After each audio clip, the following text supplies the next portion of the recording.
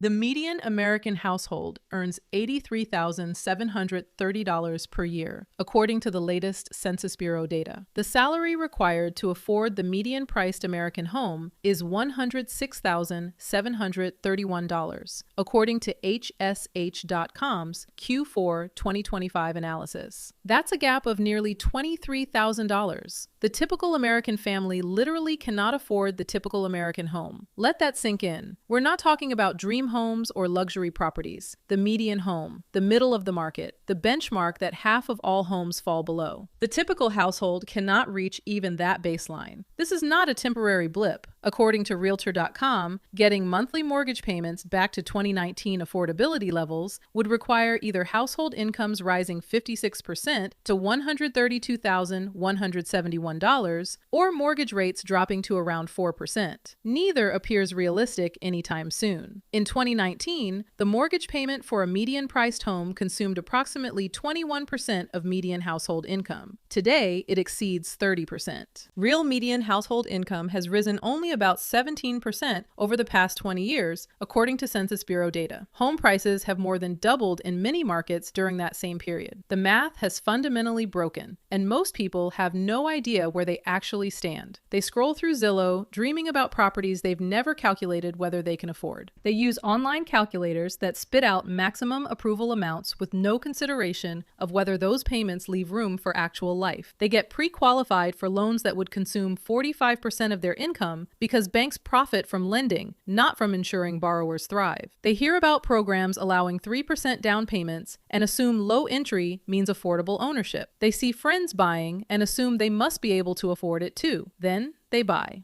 Then they struggle. Then they become what financial planners call house poor, owning property while having no financial flexibility for anything else. According to HomeTap research, nearly half of homeowners report feeling financially strained by housing costs. Over half feel housing costs prevent them from achieving other financial goals. They can't save adequately for retirement. They can't build emergency funds. They defer car maintenance because the mortgage payment comes first. They own a home on paper. They're drowning in practice. Before examining what specific salary levels actually purchase, understanding how lenders evaluate affordability matters. The framework governing mortgage lending for decades is called the 2836 rule. The first number means housing costs, mortgage principal, interest, property taxes, homeowners insurance, HOA fees should not exceed 28% of gross monthly income. Gross means before taxes come out. The second number means total debt payments, including housing, should not exceed 36% of gross income. That encompasses housing, plus car loans, student loans, credit card minimums, and every other recurring debt obligation. Someone earning $7,000 monthly before taxes should spend no more than $1,960 on housing under this framework. Their total debt payments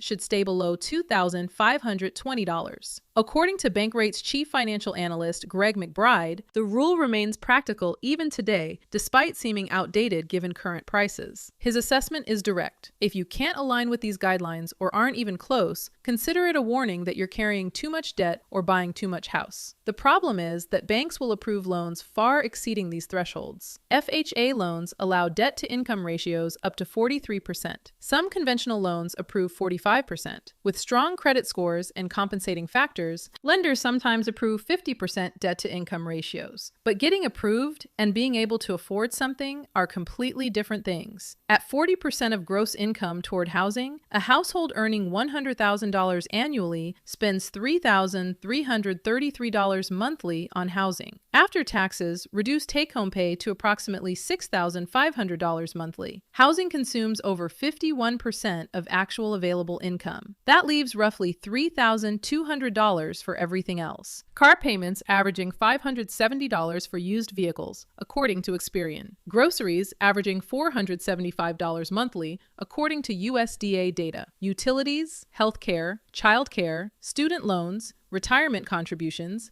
emergency savings, everything. The Federal Reserve reported that 37% of Americans cannot cover an unexpected $400 expense with cash. Stretched housing budgets explain much of that vulnerability. Current mortgage rates add crucial context to any affordability calculation. According to Freddie Mac's February 2026 data, the average 30-year fixed rate sits at 5.98%, the lowest since September 2022, and a significant decline from peaks above 7% in 2023 and 2024. For context, rates touched nearly 3% during 2020 and 2021. Anyone who locked in during that window secured generational pricing that current buyers cannot access. Those homeowners have little incentive to sell and give up their low rates, which constrains inventory and keeps prices elevated. Each percentage point in rates shifts purchasing power by approximately 10%. When rates dropped from 7% to 6% over the past year, someone who could afford $350,000 suddenly qualified for roughly $385,000 without any income change. The Mortgage Bankers Association expects rates near 6.10% through 2026. Planning around current rates is prudent. Hoping for dramatic declines is speculation. So what does today's math mean for actual households at various income levels? Consider a family earning $50,000 annually. That's approximately $4,167 monthly before taxes. Under the 28% rule, their maximum housing budget equals $1,167 monthly. That $1,167 must cover everything housing related: principal and interest on the mortgage, property taxes averaging 1.1% of home value nationally, but varying dramatically by state, over 2% in New Jersey and Illinois, under 0.5% in Hawaii and Alabama. Homeowners insurance averaging approximately $1,900 annually, but spiking dramatically in disaster-prone states like Florida and California. After accounting for taxes and insurance, roughly $900 to $950 remains for principal and interest on the actual mortgage. At 6% interest rates, that monthly payment supports a loan of approximately $150,000 to $160,000. With 10% down,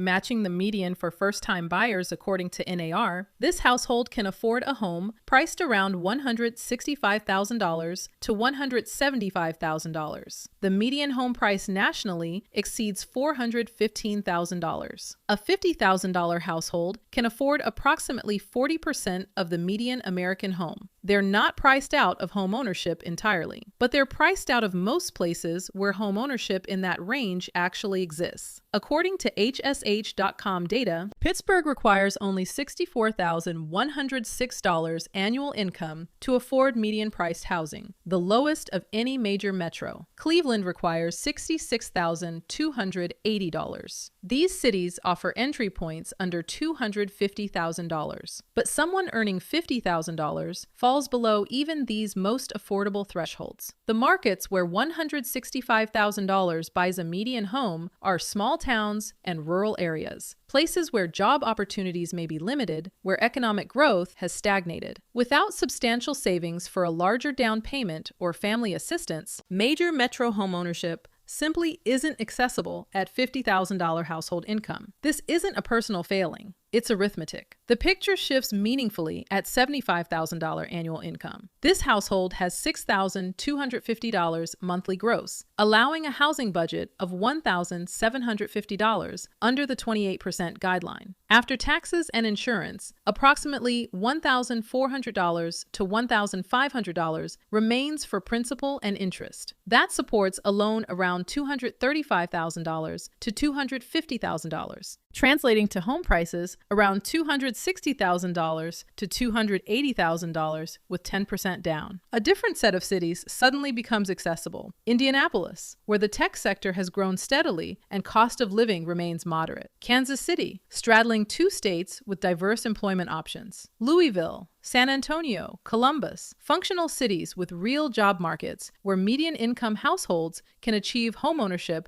without exceeding prudent debt ratios. These aren't glamorous coastal destinations. Nobody's filming television shows about the Indianapolis housing market, but they represent real opportunity for ownership. The problem emerges when this household wants to live where economic opportunity concentrates most heavily. Austin requires $119,388 to afford median housing. Denver requires $143,095. Nashville requires $109,584. The Sun Belt growth markets that attracted massive population inflows over the past decade have priced out households earning $75,000. These cities offer exactly what young professionals seek: job growth, cultural amenities, warm weather, relatively low taxes. Companies relocated headquarters, remote workers flooded in during the pandemic. Prices responded accordingly. This creates the impossible geographic choice defining modern housing. Live where you can afford and accept limited career growth, or live where jobs concentrate and accept housing costs that consume 40 to 50% of income. Neither option is satisfying. Both represent compromises previous generations didn't face to the same degree. Breaking six figures feels like financial success. At $100,000 annual income, you've out-earned roughly 65% of American households. You've likely invested in education, built skills, advanced in your career. In housing terms, it's barely adequate. The $100,000 household has $8,333 monthly gross income. Their 28% threshold equals $2,333 for housing. After taxes and insurance, approximately $1,900 to $2,000 supports principal and interest, allowing loans around $315,000 to $335,000. With 10% down, affordable prices reach $350,000 to $370,000. This household still cannot afford median-priced homes in many of America's most desirable cities. Denver requires $143,095. Seattle requires $188,506.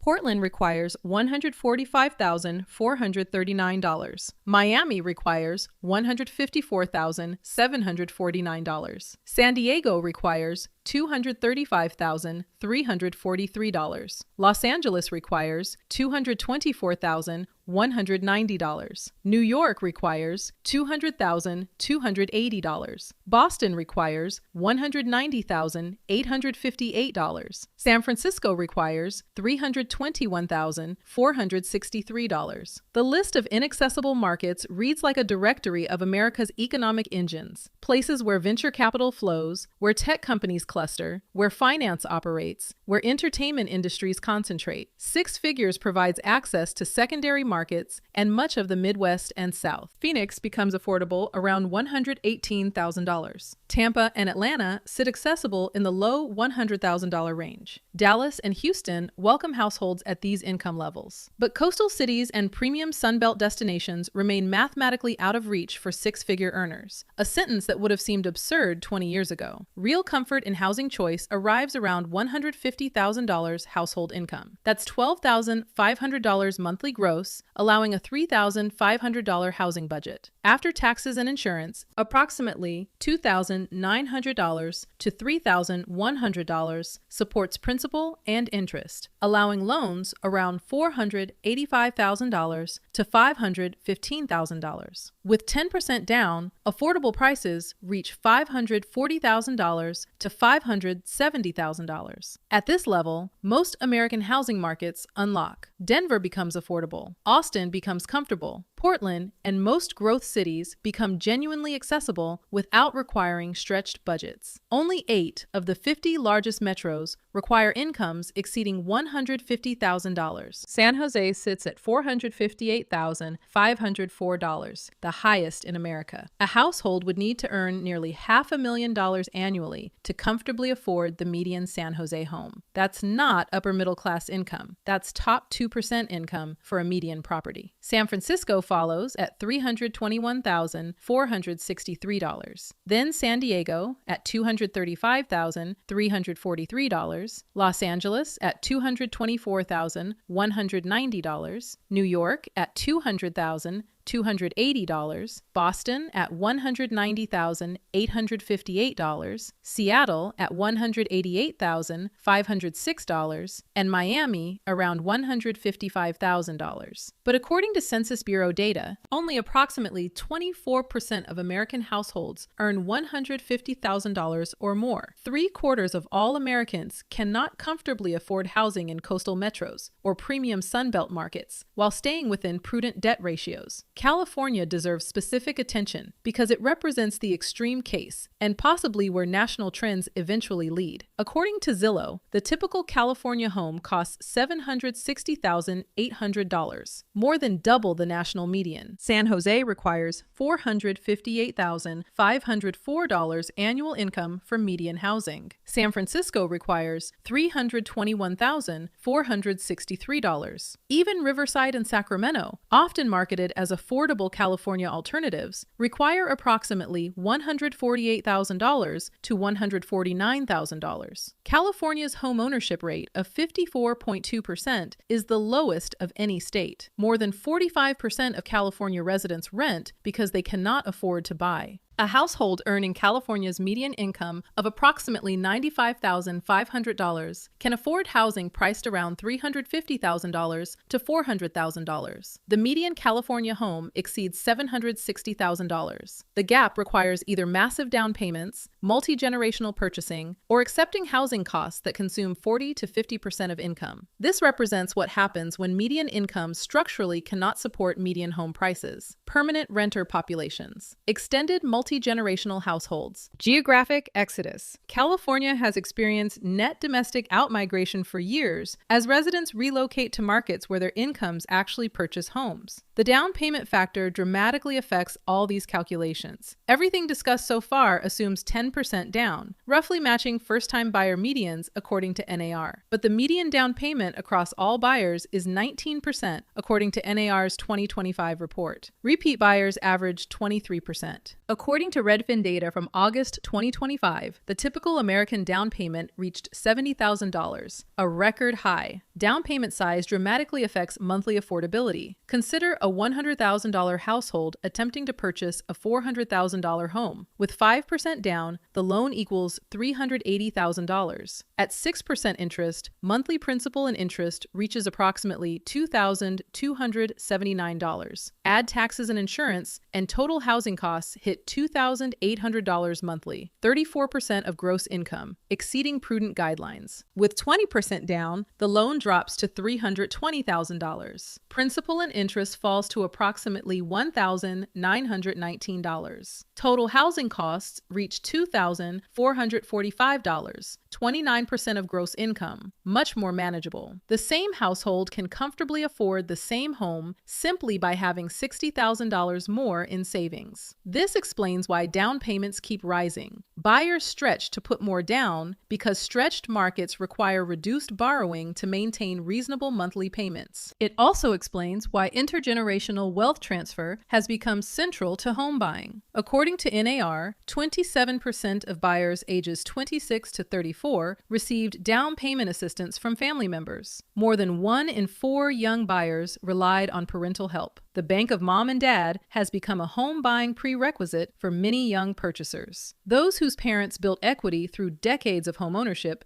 can tap that wealth. Those whose parents rented or never accumulated assets have no such option. Home ownership begets home ownership across generations. Non-ownership begets continued non-ownership. Those without family assistance save longer, buy later, and purchase less. The median age of first-time homebuyers has reached 40, according to NAR data. Recent data offers modest encouragement amid these challenging dynamics. According to HSH.com's Q4 2025 analysis, home affordability improved in all 50 of the nation's largest housing markets compared to Q3 2025. Lower mortgage rates and seasonal price softening provided the first sustained relief after years of deterioration. Dallas experienced the largest improvement, with required income dropping 5.41% year over year as prices declined approximately 4%. Sacramento improved 6.8%. Seattle improved 4.7%. Jacksonville improved 5.9%. According to Cotality's February 2026 housing report, year-over-year national price growth slowed to just 0.9% in December 2025, essentially flat. Several Sunbelt and Western markets that experienced dramatic pandemic-era appreciation have shifted to actual price declines. Florida, Texas, Arizona, Colorado, and parts of California all showed negative price growth as inventory expanded. The frantic bidding wars of 2021 and 2022 have definitively ended. Buyers have leverage they haven't possessed in years. years. Homes sit on market longer. Price reductions have become common. Negotiation is possible.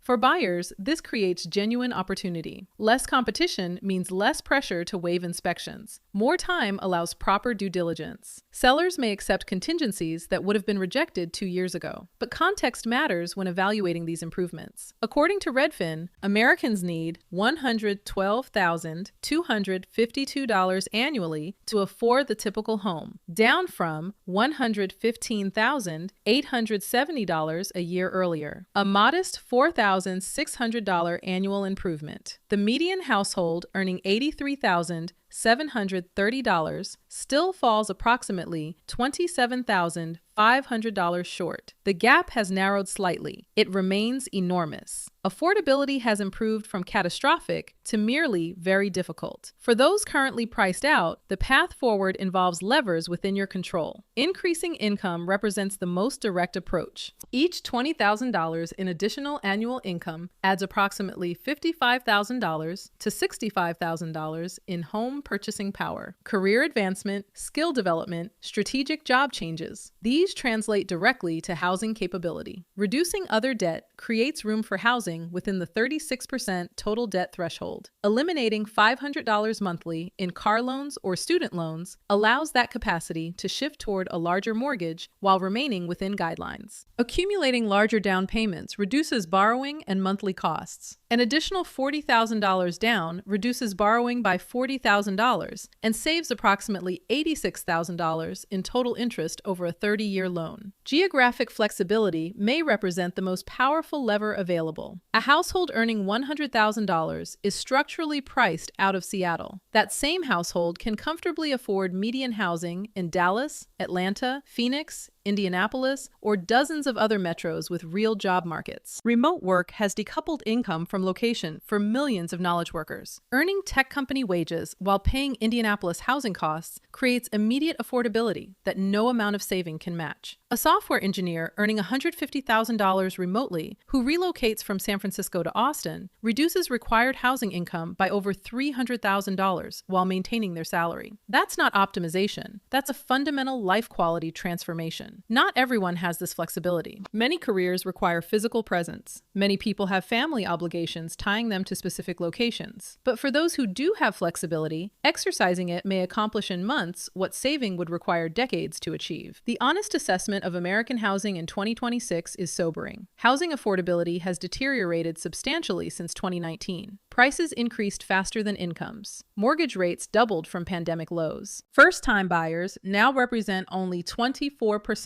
of purchasers, down from 32% just 2 years ago. The median age of first-time buyers has reached 40. Yet, the 28-36 rule remains a prudent framework, even when markets make following it difficult. Housing costs consuming 35 to 40% of income may technically allow mortgage approval, but those stretched budgets leave families vulnerable to any financial shock, job loss, medical emergency, car breakdown, economic recession. The wealthiest approach to home buying is counterintuitive. Purchase below your maximum approval. Live in less house than banks say you can afford. Maintain 20 to 25% of income for housing, rather than stretching to 30 or 35%. Preserve financial margin. This may mean smaller homes, longer commutes, different neighborhoods, or delayed purchases. These trade-offs are real, but financial stability provides its own quality of life that stretched budgets cannot. Homeownership remains achievable for most American households, but it requires more income, more savings, more flexibility, and more patience than previous generations faced. The path exists. The math is just harder than it used to be. Know your actual numbers, your income, your debts, your savings, your geographic flexibility. Calculate what you can afford under prudent guidelines, not what banks will approve. Then make decisions based on that reality, rather than assumptions or aspirations. Your housing choice is likely the largest financial decision you'll ever make. Getting it right, buying what you can genuinely afford in a location that works for your life at a price that leaves room for financial health, creates foundation for everything that follows. Getting it wrong creates stress and limitation that persists for decades. The stakes justify the analysis. Do the math, know your numbers, buy within your actual means. Your future self will thank you for the discipline.